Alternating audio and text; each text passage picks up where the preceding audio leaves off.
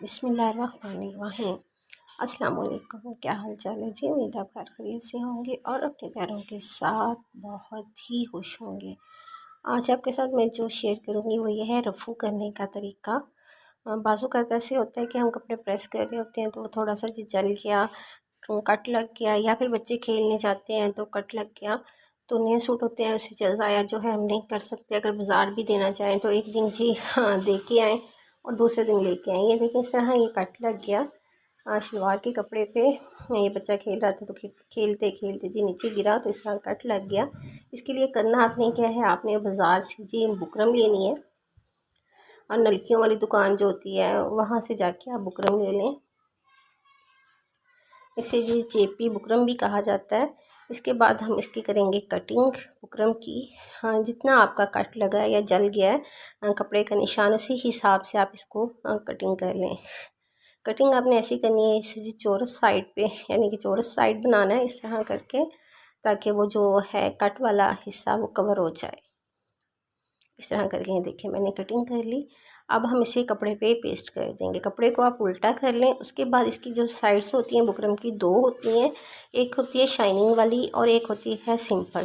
جو شائننگ والی سائڈ ہوگی ہم اسے کپڑے پہ رکھ دیں گے اور اوپر سمپل جو کریں گے، اس کے بعد ہم اسے پریس کریں گے۔ جو شائننگ والی ہوگی وہ اس کے اوپر پیسٹ ہو جائے گی کپڑے کے اوپر۔ یہ دیکھیں اس طرح کر کے ہم اسے پیسٹ کر دیں گے اس کے اوپر، یعنی کہ کپڑے کی الٹی سائڈ پہ۔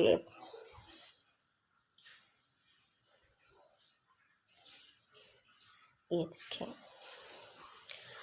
یہ بہت کہتے ہیں جی آسانی کے ساتھ ہمارا رفو گھر پہ ہی ہو جائے گا اور بہت سستے میں ہو جائے گا، اور جو آپ کا سوٹ ہے وہ جی ضائع بھی نہیں ہوگا۔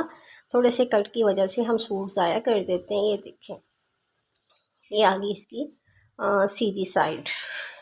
جو ہم نے جو ہے پیسٹ کیا تھا بکرم، یہ اس کی سیدھی سائڈ، ہم نے اس کے اوپر بھی پریس لگا دی۔ اب ہم کرتے ہیں اسے سٹارٹ رفو کرنا۔ یہ جی آپ نے جو دھاگا لینا ہے وہ بھی اسی کے ساتھ کا دھاگا لینا ہے جو آپ نے کپڑے کی جس کا رفو کرنا ہے، جس کپڑے کا، یعنی کہ کپڑے کے ساتھ کا دھاگا لینا ہے۔ اور اگر لمبائی والی سائڈ پہ کٹ ہے تو آپ نے جو سلائیاں ہیں وہ جی لمبائی والی سائڈ سے ہی اسٹارٹ کرنی ہے، اور اگر چوڑائی والی سائڈ پہ ہے تو آپ نے چوڑائی والی سائڈ پہ ہی جو ہے سلائیاں اس پہ لگانی ہے۔ بخیا بھی کہا جاتا ہے، سلائیاں بھی کہا جاتا ہے، تو وہ اسٹارٹ کرنی ہے۔ ایک سائڈ سے آپ شروع کریں اور اس کے ساتھ ساتھ آپ اسے کر کے سلائیاں جو ہے لگاتے جائیں، باریک باریک کرتے جائیں۔ جو مشین کا جو ٹانکا کہتے ہیں یا بخیا کہتے ہیں، اس طرح اس کی جو اسپیڈ ہوتی ہے، جو سائڈ ہوتا ہے، اسے آپ کم کر لیں، یعنی کہ بالکل ہی باریک کر لیں، تاکہ وہ لگے اس طرح کہ یہ جی رفو والی مشین سے ہی رفو ہے، گھر والی مشین سے نہیں ہوا، اور ساتھ وہ نظر بھی نہ آئے۔ اس کے اوپر ہم اتنی سلائیاں لگائیں کہ جو یہ بکرم ہے وہ جی چھپ جائے۔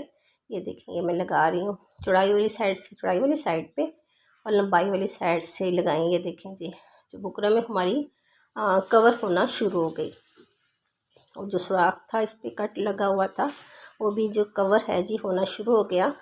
اب ہم اسی طرح باریک باریک جو ہے سلائیاں لگاتے جائیں گے، ساتھ ساتھ کر کے، بالکل ساتھ ساتھ جو سلائیاں ہیں ہم لگاتے جائیں گے۔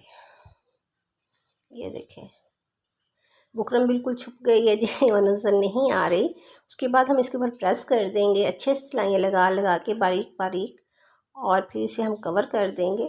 یہ دیکھیں اب یہ لمبائی والی سائڈ سے سلائی جو ہے لگ چکی ہے، اب ہم تھوڑی سی جو چوڑائی والی سائڈ ہے، یہ تھوڑا سا بکرم نظر آ رہی ہے، ہم اس سائڈ پہ بھی لگائیں گے